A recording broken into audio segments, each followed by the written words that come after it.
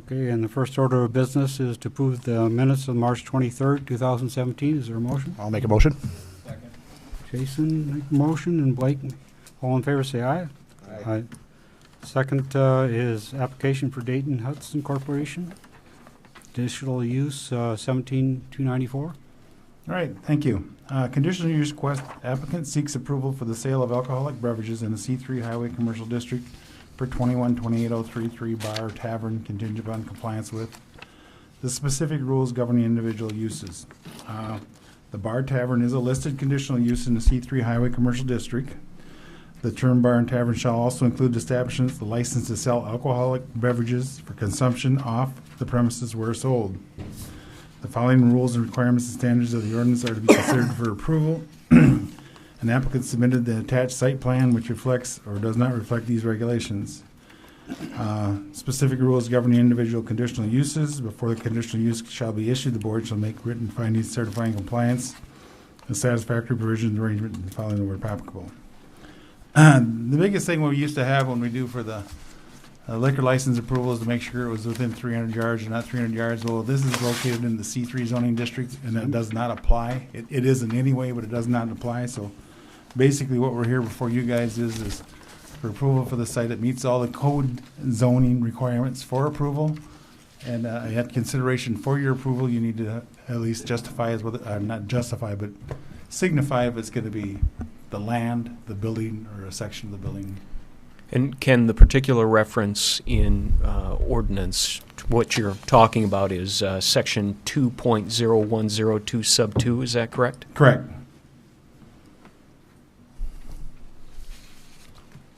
Okay, with that, I guess we'll open the public hearing. Does anybody speak before or against the conditional use? Just, it was public notice properly. All the green cards have been submitted, and we've received no pro or con to it, so. I'm sorry, go ahead, John. No, anybody want to come up and express their concerns one way or the other? Okay.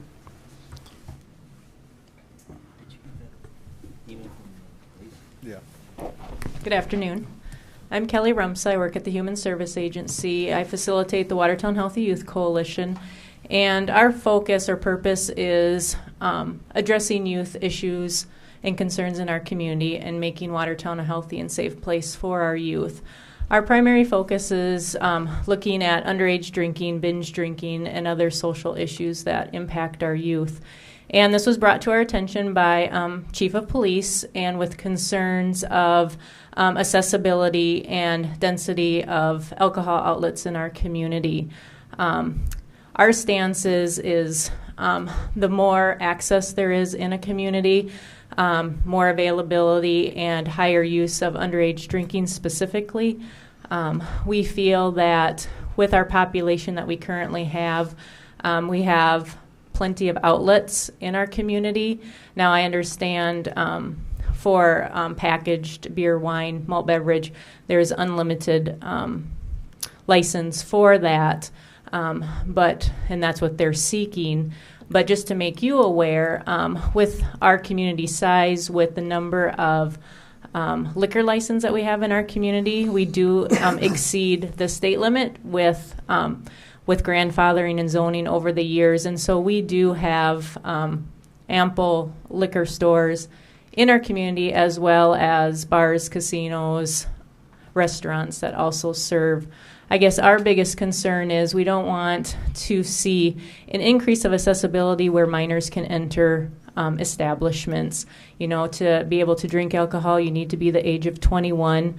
The more that we can limit that in a community, the more likely we're going to keep our youth healthy and safe. And I know the stance with the police department as well is that it would, more enforcement, there's liability issues, and it's just something that we're concerned about and would like your consideration of not approving at this time.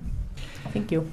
I got to add to that just a little bit, though, is you guys aren't approving a liquor license for this thing. All you're doing is for building. They're proving that the property that sits down meets the ordinance and codes for liquor license. I agree with every topic you had, but they're not justified with that decision. Correct. That would be at the city council. Right. They're just right now saying Yep, it meets the codes or doesn't meet the codes for a liquor license to be on that property. Absolutely. Just an opportunity to share and educate. And I appreciate it. Thank You bet. Thank you for your comments. Ken, I couldn't quite tell from the application, is Target going to be modifying their store in any way to separate the alcohol sales from, Nothing that they've indicated to us so far, no. so just going to be in the aisle? I believe their proposal is to put it on an end cap within the building, but unless there's somebody here from them to speak on their behalf, they've shown us no site plan change to the structure whatsoever, so. Is there anyone Again, here that'll be from, back taxed to the city council to make that determination. is there anyone here from Target? Absolutely. Come on up, state your name, please. And My name is Jason Milbrandt, and I'm a representative with the Target store here in Watertown. Target's main focus here is we want to make sure that we are providing all goods and services to our guests as they come into our store shopping at all times. We know it's pretty hard to probably get a liquor license, so you were basing upon what we were looking for room or square footage and stuff like that in our store. Right now, all beer and liquors in stores, in Target stores. So we have 3 stores in the state of South Dakota that sell it, or 3 cities, I'm sorry.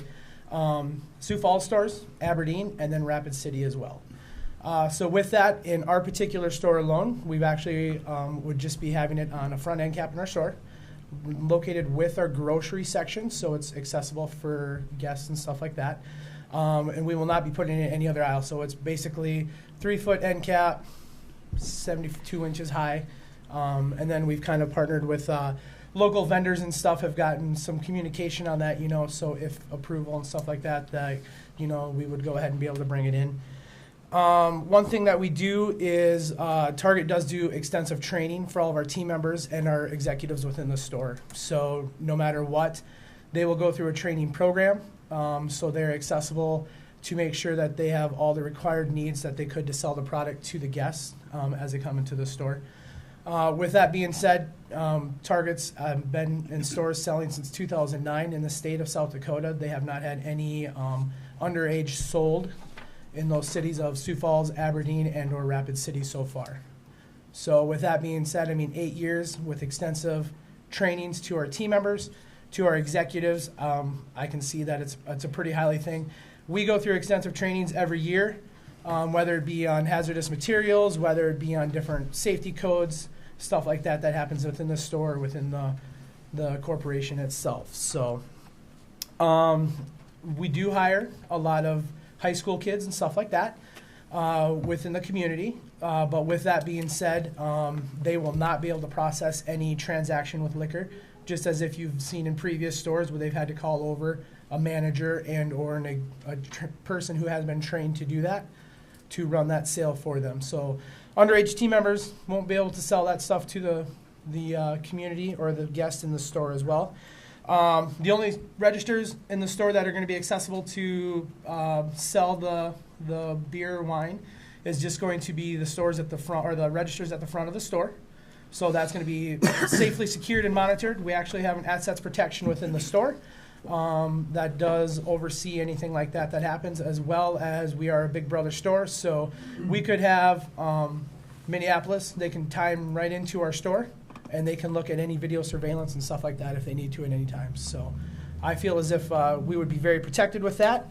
Target, we have over 1,350 stores. We sell alcoholic beverages in 38 states of those stores. So, it's one of those things that we've definitely, they've taken the time. We've done some training on that.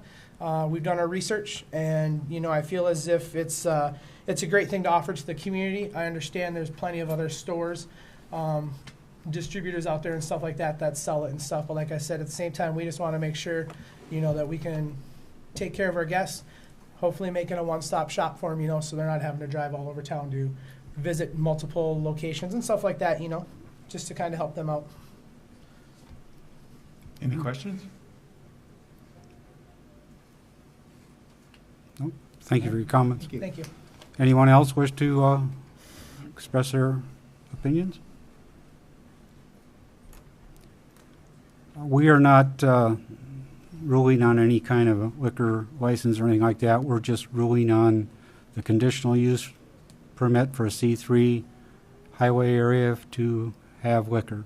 There are currently, well, there's at least 2 other liquor establishments, discount liquor and Hy-Vee liquor in the C3 zoning district, and that's all we're ruling on today.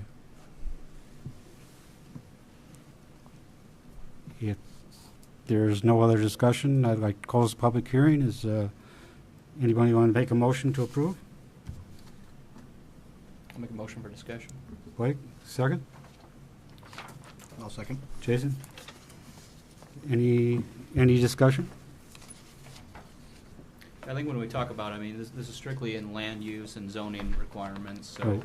from a perspective of land use and zoning, it meets our requirements from that regard. Certainly, I can understand the safety aspect of it, and I'd be interested to see, how the council approaches that topic. But from a land use perspective, I think it meets the requirements. Anyone else? All in favor of the motion, say aye. Can I, Aye. Go ahead. just within your motion, would you specify as, if it's pro or con or whatever, specify if you're going to include the building, the structure of the property? Was there any, what was the, Jason, what was your intent? For The building, the structure, If or they the grant property? Liquor license, they can say it's 100 square feet within the building, they can say it's the building, they can say it's the entire property. You never have intention to do outside parties with liquor? no, not us. We're not that crazy. I would suggest So just to limit to the building. Building only? Yeah, Is- building only. Would you amend your motion to building only? And you acceptable with that? Second. Okay. All in favor, say aye. Aye. Opposed? Motion passes. The,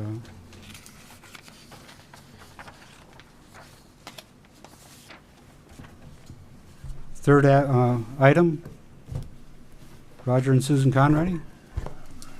All right, this is application number 17296. Again, applicant is Roger and Susan Conrad and Johnson Home Builders.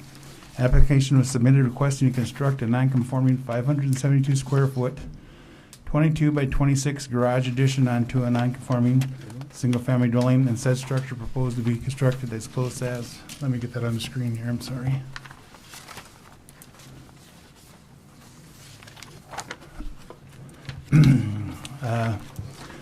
As close as 4.8 feet from the side or southwesterly property line where 9 feet setback is required.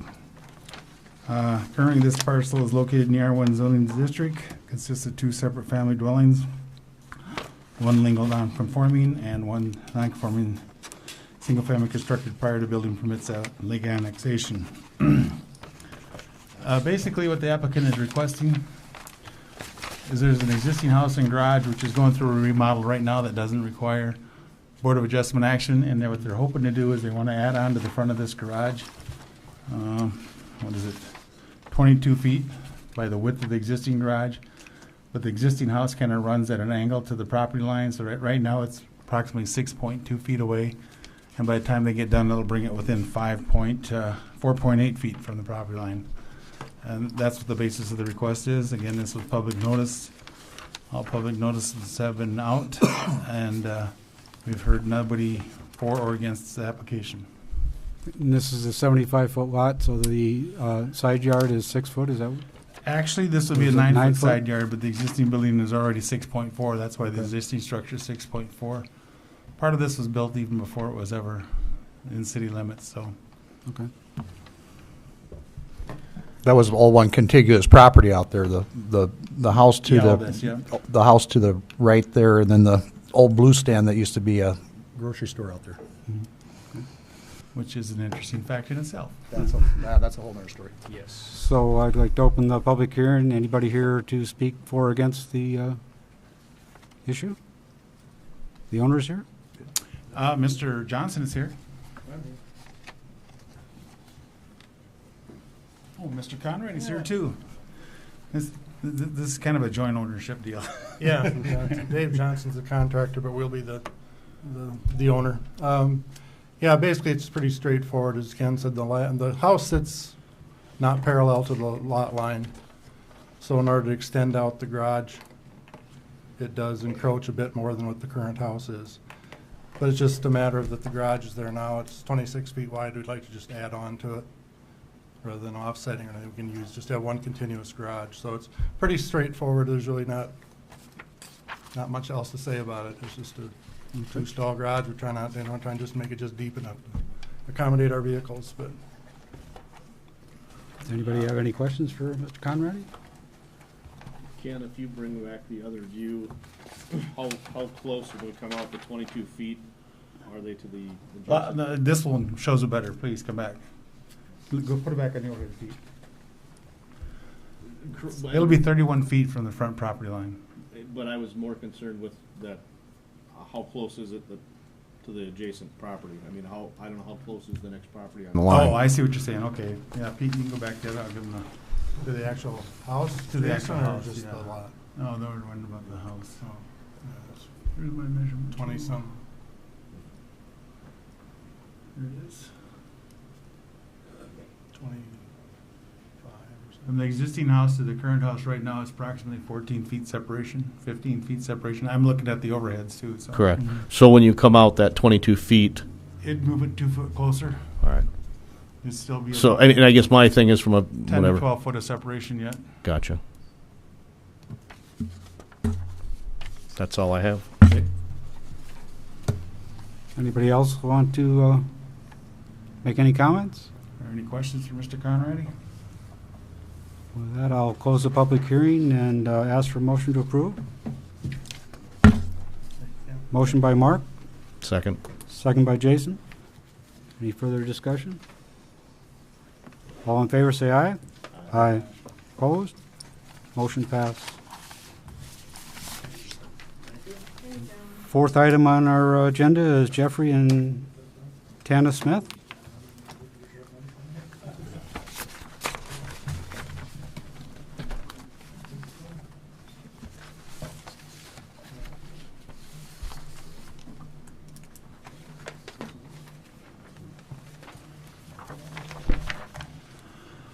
Again, this is appeal number 17295. The applicant is Jeffrey and Tana Smith. Application was submitted requesting construct a non-conforming 954 square foot, 26.5 by 36 foot unattached garage on a 7,664 square foot parcel. Said structure proposed to be constructed 4 feet from the side west property line where a minimum of 6 is required, 6 feet from the rear south property line where a minimum of 20 feet setback is required, and occupying 40% of the required rear space where a maximum of 30 feet encroachment is allowed. Currently, this platted lot located in the R1 single-family district consists of a compliant primary structure, single-family dwelling, and a legally non-conforming unattached garage. The applicant is proposing to remove the existing garage there, and then what they're talking about, of course, is pushing it over to 4 foot off the property line and basically trying to stay in line with the adjacent neighbor's land, which puts them roughly 6 feet away from the property line. Again, this was public notice. All public notices have been sent out. We've received no requests pro or con to the situation, so. Okay, with that, we'll open the public hearing. Anybody here to speak for or against the application?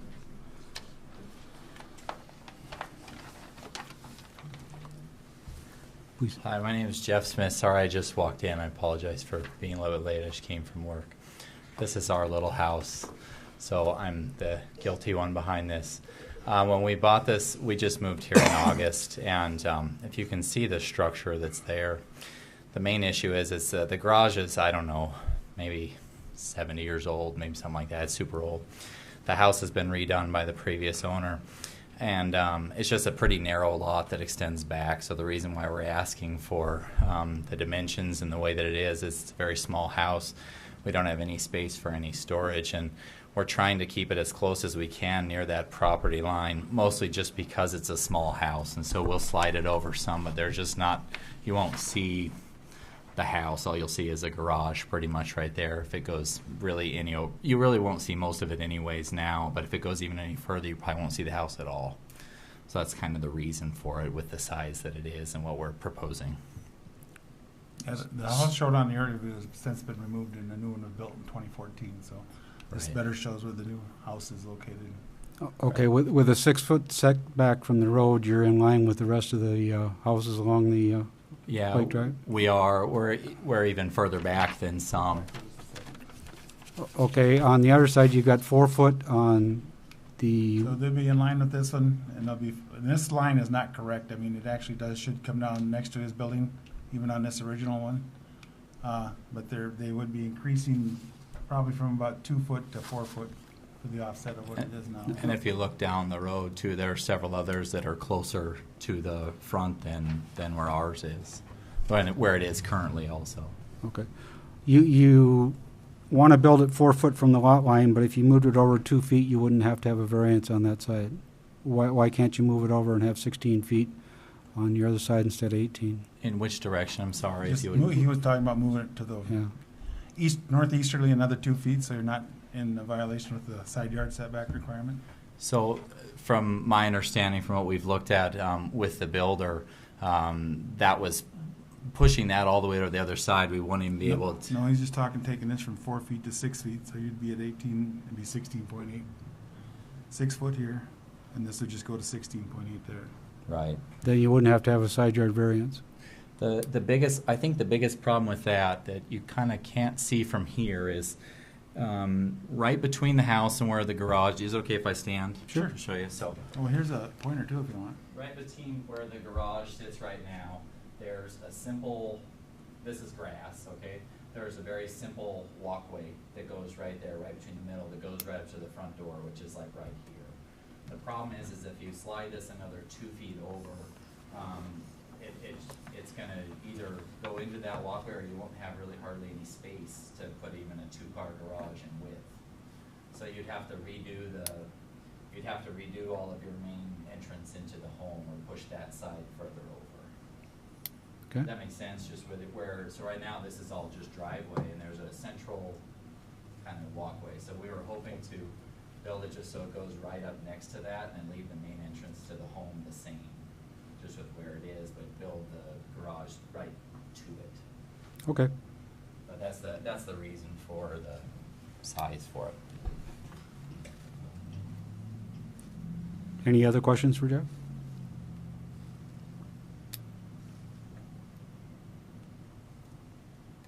Anybody else wish to make any comments? Thank you.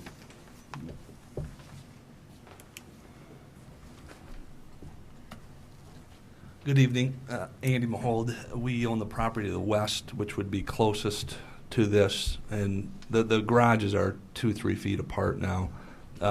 We support this, the four. It'd actually be bigger space than we have in there now, and it would kind of line up with our garage. We're perfectly fine with it. Okay. Thank you very much. With that, I'll close the public hearing and ask for a motion to approve. I'll make a motion. Jason, motion. Wait, second. Any further discussion? All in favor, say aye. Aye. Opposed? Motion passes. Any old business? Oh, okay. I was hoping.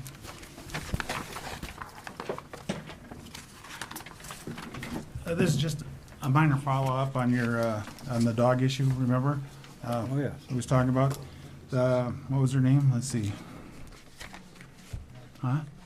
Natalie, yeah, Natalie Nelson. She has discontinued her business there, and the home building is up for sale. There is no more dogs in that structure, just as a follow-up to our previous conversation. So if she's discontinued that business and it's for sale, then that, As soon as it goes away for 12 months, it can no longer go back without your permission. okay. And that's all I have. Okay, is there a motion to adjourn? A second? All in favor, say aye. Aye. We're adjourned. Yep. So.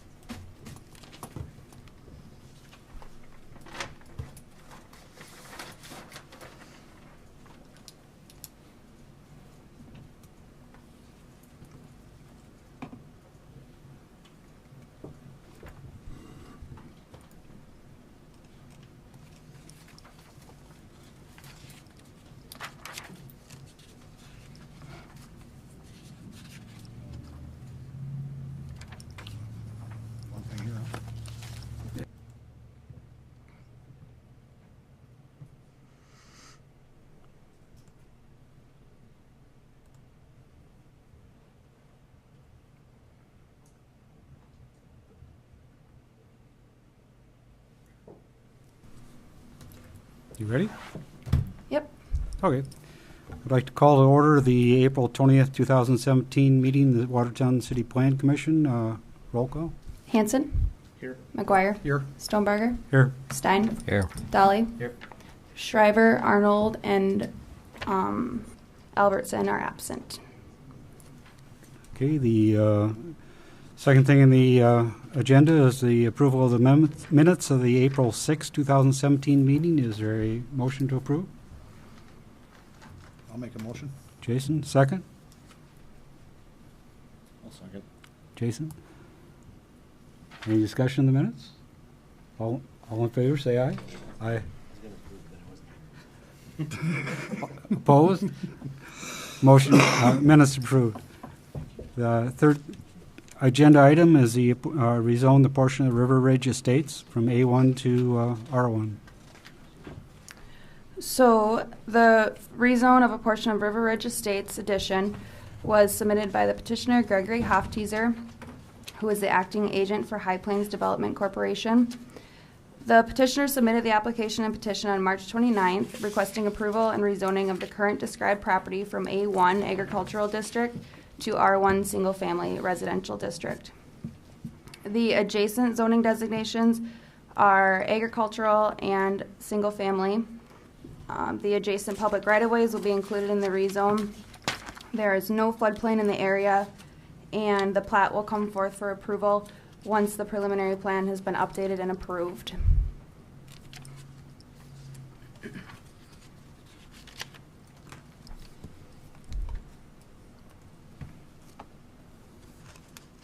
So there was a preliminary plan for this, but it's over 3 years old, so it's got to be updated. Is that what the...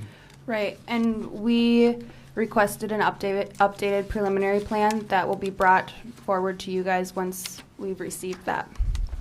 So we change the zoning and then they come forward with a preliminary plan revision? Well, because they would like to plat this area, they're rezoning, but before they can plat, they will bring the preliminary plan.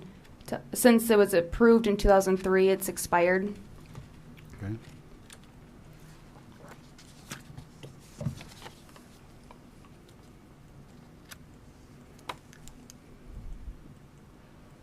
Oh gosh, I'm way here. So this is the area, just that small area in the exhibit that they plan on rezoning, which that process we can go ahead with, but as far as if they would like to plat the area, then it'll be waiting on the preliminary plan that then we'll bring to you guys again. Okay, and what point do we get to talk about parkland? That's where. Then? Okay. Yep. All right. And they'll actually be going ahead of the park board on April 25th, where then they can discuss potential areas for parks. Okay, because the entire area has never had any park dedication allocated to it, correct? Correct. There are no parks Okay. up there. No. No, the entire Hofteaser addition up there has never allocated parkland up to this point. So we'll open the public hearing. Anybody want to comment on this?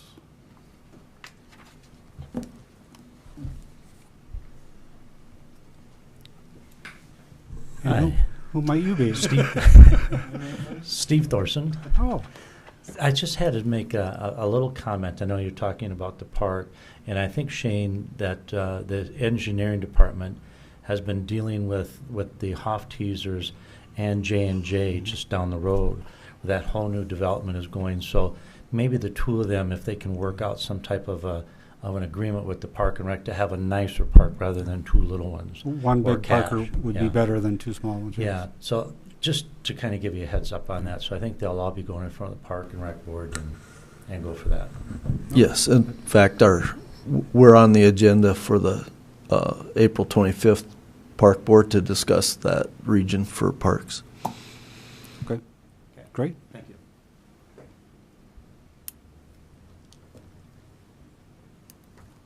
Anybody else? That'll close the public hearing. You have a motion to approve for discussion purposes? Or? Mark, second? Blake? Any discussion? We have no discussion. All in favor, say aye. Aye. Opposed? Rezoned from A1 to R1. 4, old business. So we have on here for the discussion of the ordinance revision regarding parking around Lake Compesca, and then this will also go hand in hand with the review of the parking within city proper. So I think I'll turn this one over to Ken. The parking. Do you want to come up and give anything on the parking? Yeah. On the old business. Old business. Oh, on the old Other- buildings. Oh, you already threw all your stuff already? Yeah.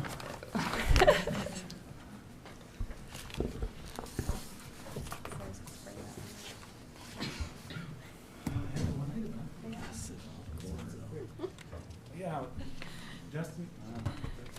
Justin, and with the Lake Off Street parking thing, we was gonna do a slight modification just to identify that when a person is working, a contractor's on site, that his vehicle and his trailer can be left on site until the project is done. And we're just looking for you guys to do a buy-in. I thought that was already in there and explained, but people thought that should be a little more clarified. So we're proposing to make that change to the in-town one also and to the Lake Off Street parking one too. So it's just a clarification that any contractor that's working on the site, he doesn't have to move his trailer every 24 hours. He can leave it there. He's on the job for a week or a month or whatever until he's gone. Then it's got to go away. But when he's done, then he has to leave. And to add to what Ken's stated here, we did receive some inquiries and some concerns from the contractors within the community here in the last 6-7 months about this ambiguity, and furthermore, as we'll point out at the next Plan Commission meeting when we will lay out these ordinances, really what this is meant to do is to make the provisions for on-street parking and off-street parking comprehensive, reflect one another, and to ensure that references to on-street parking are not contained within zoning ordinance, because it becomes difficult to enforce on-street parking as a plan commission or, in a zoning context. So. That's it. Just looking for you to say, yep, no, maybe. Yeah, personally, I think it's great. I can't see. We just want to take it back to city council with your guys' approval, so. You guys? Or concurrence. Actually, we'll have that as an ordinance amendment on the May 4th meeting. We got the public notice sent out, so then you guys will. Yeah, this is just discussion. There's no motion. Yeah, just kind of a heads up. Yeah. Okay. You're still done, huh? Well, I do have one other item, sorry. Oh, okay. As long as you got me here, I'm not going to shut up. I've been recently requested, the Gateway District, I can't really show you the Gateway map on this one, but it follows down 19th and it covers across the back of this property here. And that area is in the Gateway. I've also had a request if we would consider taking these two parcels here and then adding them to the Gateway. And basically what they're hoping for is to possibly go with a future building that, again, within the Gateway, we allow the residential, commercial on the bottom with residential on the top, kind of like we do in the C1 district downtown. And they're hoping to do that in that area too. And there's two possible ways to do that, is either just bring them back to you, requesting some kind of a variance to allow that, or extending the Gateway district over to those two lots, and then it would be a permitted use. And we're just looking for suggestions, ideas, or comprehension of that. If we extended the Gateway district to include those lots, is there any downside? I don't know. I can't, it'll also extend those provisions of construction over to that area too, so, the building that would be put there would be more regulated than not being in there. Which is only a plus as far as I'm concerned, but. So there was some tax implications in the Gateway district. Are they moot now, or doesn't concern anything, or?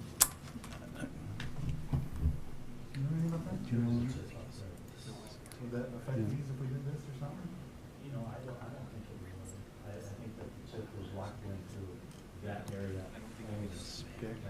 Okay.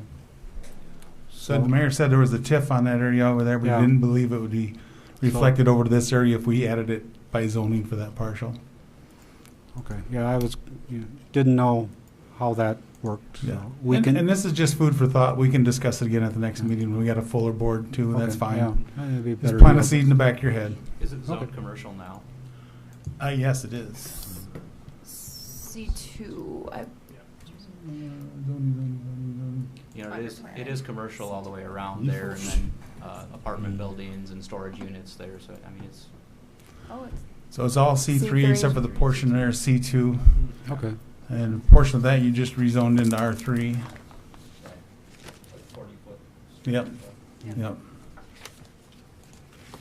So, Okay. all right, thank you. That's all I have. Anything else we have to discuss? No. Okay. Motion to adjourn? Mark? Second? Blake? All in favor, say aye. We're adjourned. Thank you. More than just one item, literally. They said it was going fast.